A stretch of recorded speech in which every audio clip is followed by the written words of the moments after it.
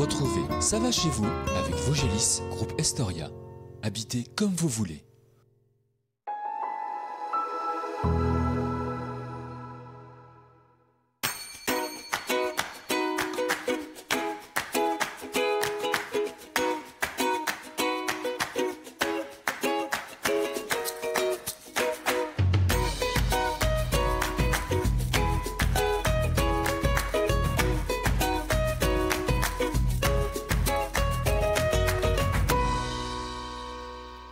Nous partons cette semaine découvrir un village de moyenne montagne situé à 530 mètres d'altitude dans une ancienne vallée glaciaire faisant la liaison entre les vallées de la Moselle et de la Moselotte. La commune du Ménil est née d'un rapprochement entre deux villages, celui du Ménil et de Denru. Aujourd'hui, on compte un peu plus de 1000 habitants qu'on appelle les Guédons. Rencontre avec Bernard Aubry qui fabrique depuis de très nombreuses années des jouets en bois. Focus ensuite sur l'hôtel-restaurant Les Sapins, repris il y a 8 ans par Jenny et Emmanuel Martineau. Mais pour débuter, nous sommes avec vous, Jean-François Viry, vous êtes le maire du Ménil. Alors votre deuxième mandat m'est déjà impliqué dans la vie de la commune depuis plus longtemps. Pourquoi nous sommes ici? Eh bien parce que nous avons ici un cadre qui est très joli. On a une vue sur la vallée du Ménil, jusqu'au col du Ménil, et puis une vue sur la vallée de la Moselle, et qui est importante, et qui est très belle. C'est une vallée qui est pas suffisamment connu, à mon sens. Alors ce village, quels sont ses atouts, quelles sont ses richesses? Il a une vie économique. Une vie économique, aujourd'hui on a perdu bien sûr l'industrie textile, qui a été importante puisqu'elle est arrivée en 1839 et a perduré jusqu'en 1989, donc c'est quand même important. Mais aujourd'hui on a une vie économique qui est basée sur l'artisanat, un artisanat de qualité.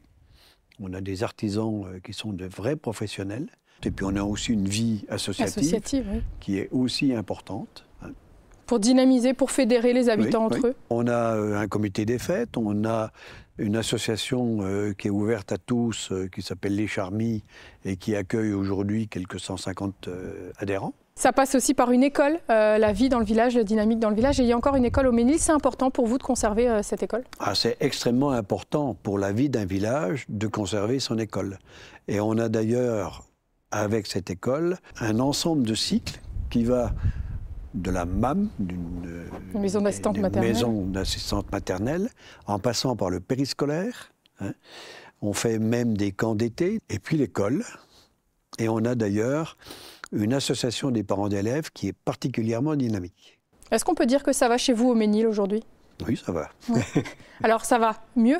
On voit encore derrière nous les dégâts de l'incendie d'il y a bientôt 2 ans. Donc forcément, il y a encore des traces.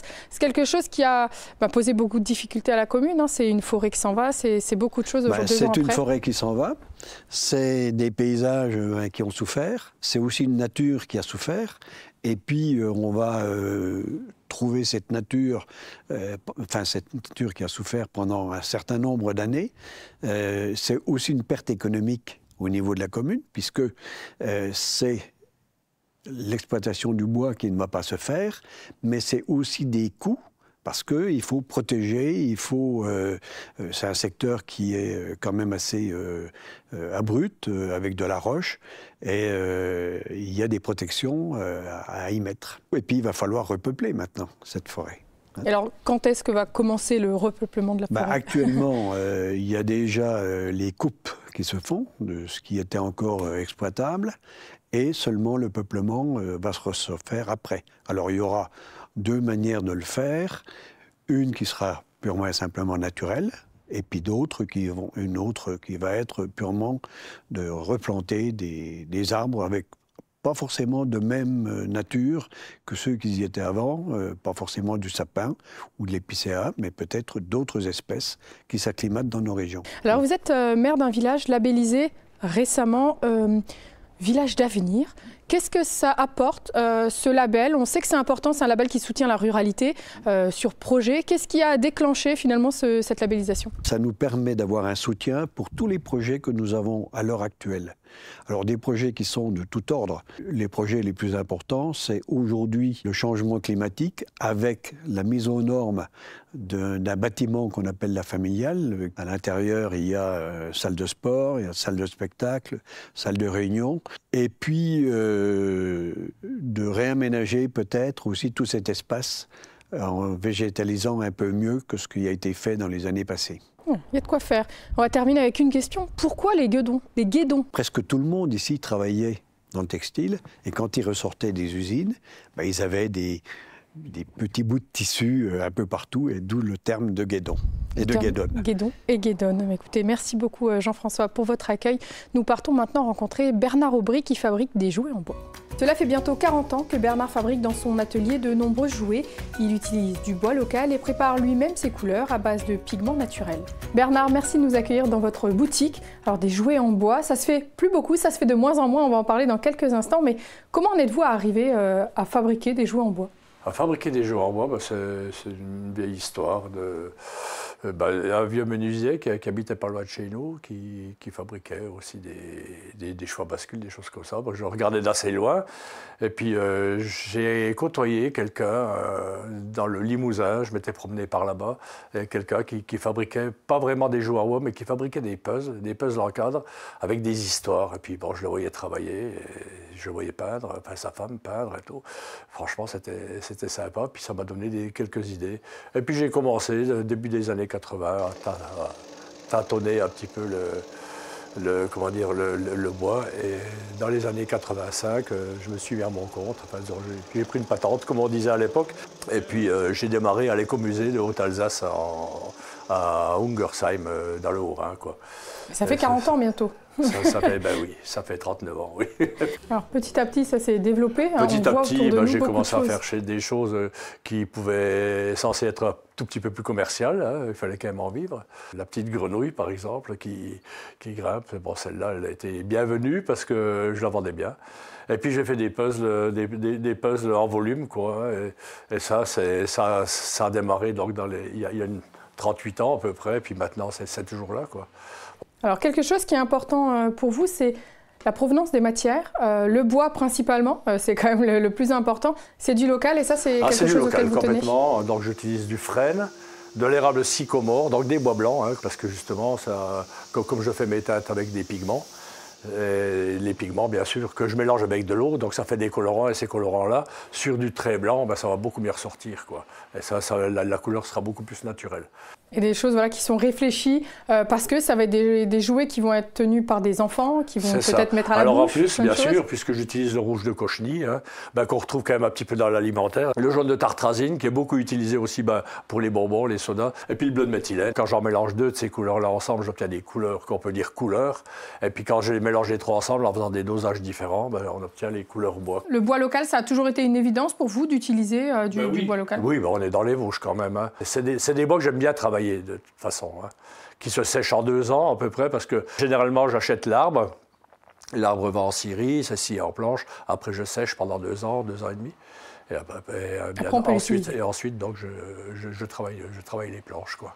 Donc des puzzles principalement, cette grenouille emblématique. Cette grenouille. Et après vous vous laissez aller à d'autres petites choses, d'autres objets. Oui, bien sûr. Là, j'ai une catapulte que j'ai mise au point il y a une vingtaine d'années, alors qu'il y a un succès. C'est pas compliqué, j'en vendais 50 par an parce que c'était une catapulte. Et puis un petit polichinelle là-bas. Alors ça, c'est un jouet à principe russe d'origine. Ça fait 38 ans que je fabrique ce polichinelle. Vous vous attachez beaucoup à faire perdurer cet artisanat, ce travail vraiment du bois ici dans les Vosges. Vous êtes retraité aujourd'hui, mais toujours encore en activité toujours quelque part. Toujours en activité, toujours avec beaucoup de plaisir. Surtout quand j'accueille les classes d'enfants. Parce que vous accueillez beaucoup de classes, beaucoup d'enfants. Voilà, c'est ça. J'accueille des classes de découverte, des jeunes, des enfants, pas plutôt, qui viennent avec leur maître d'école, leur instituteur, du Nord, du Pas-de-Calais, de l'Aisne, principalement les 3 départements-là. Ça permet aussi peut-être de transmettre cette passion pour le bois et peut-être faire naître des vocations aussi. Oui, peut-être. Je ne sais pas. Merci Bernard pour votre accueil. Nous partons maintenant découvrir l'hôtel-restaurant Les Sapins. Cela fait 8 ans qu'Emmanuel et Jenny ont repris les rênes de l'hôtel-restaurant Les Sapins. L'établissement accueille toute l'année touristes locaux, mais aussi cyclotouristes et motards, pour qui l'accueil a été pensé. Emmanuel, merci de nous accueillir à l'hôtel-restaurant des Sapins. Alors ça fait 8 ans bientôt que vous êtes là. Vous aviez un autre restaurant avant. Pourquoi ici? Pourquoi le Ménil? Expliquez-nous. On est ouvert, c'est joli, c'est tranquille. Je connaissais un petit peu le coin parce que c'était mes endroits de passage. Je suis cycliste, je suis motard également. Donc c'était un petit peu mes routes de passage. Et puis quand on a découvert l'hôtel, qui faisait une bonne restauration, l'hôtel était sympa, bien situé, on s'est dit pourquoi pas changer, sortir de la ville et puis venir un peu plus au vert et être un peu plus tranquille. C'est une autre clientèle qu'une clientèle citadine ? Oui, tout à fait. Alors déjà, avant, on avait juste un restaurant. Là, on est passé sur un hôtel-restaurant. Donc, c'était un autre challenge pour nous aussi de gérer du sommeil.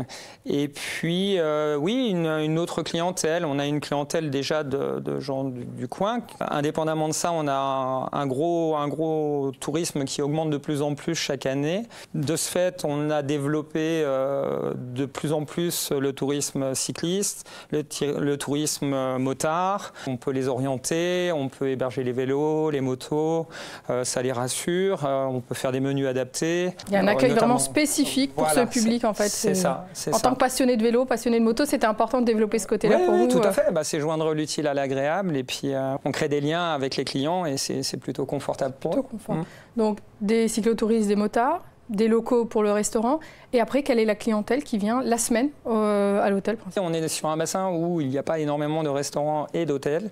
Et effectivement, on y accueille aussi de personnes qui viennent travailler, des VRP, des commerciaux, des ouvriers. Et du coup, on fidélise beaucoup puisqu'on a des prix attractifs. On a une bonne cuisine. On est sur une cuisine traditionnelle, familiale, un peu recherchée, avec des choses un peu nouvelles, sur des produits frais. Voilà, donc ça plaît aux gens et on a un bon rapport qualité-prix. Est-ce qu'aujourd'hui, l'hôtellerie-restauration se porte bien dans les Vosges ou tout du moins au Ménil?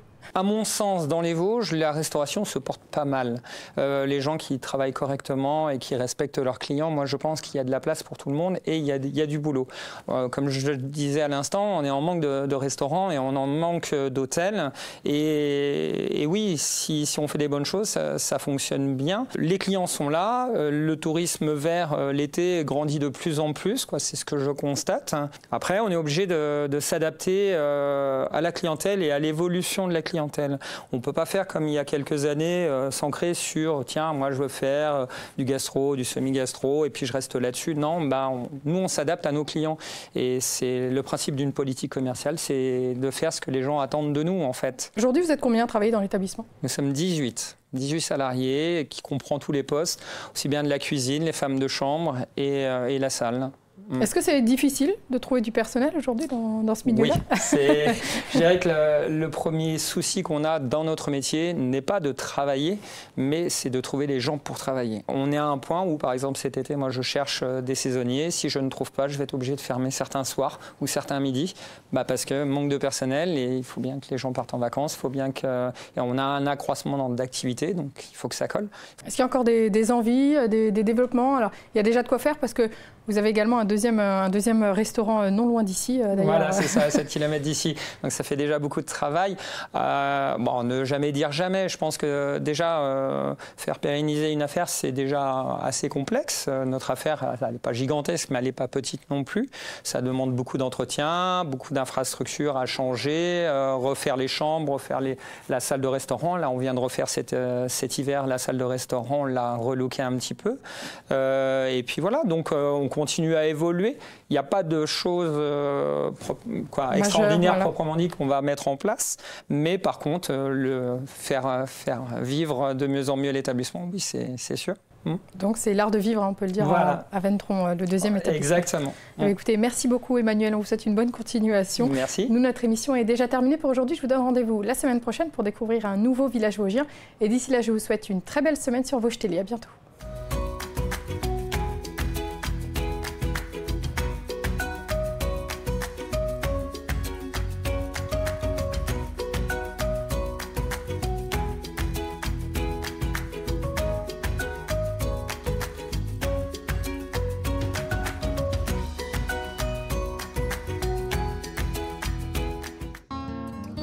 C'était Ça va chez vous avec Vosgelis, groupe Estoria, habitez comme vous voulez.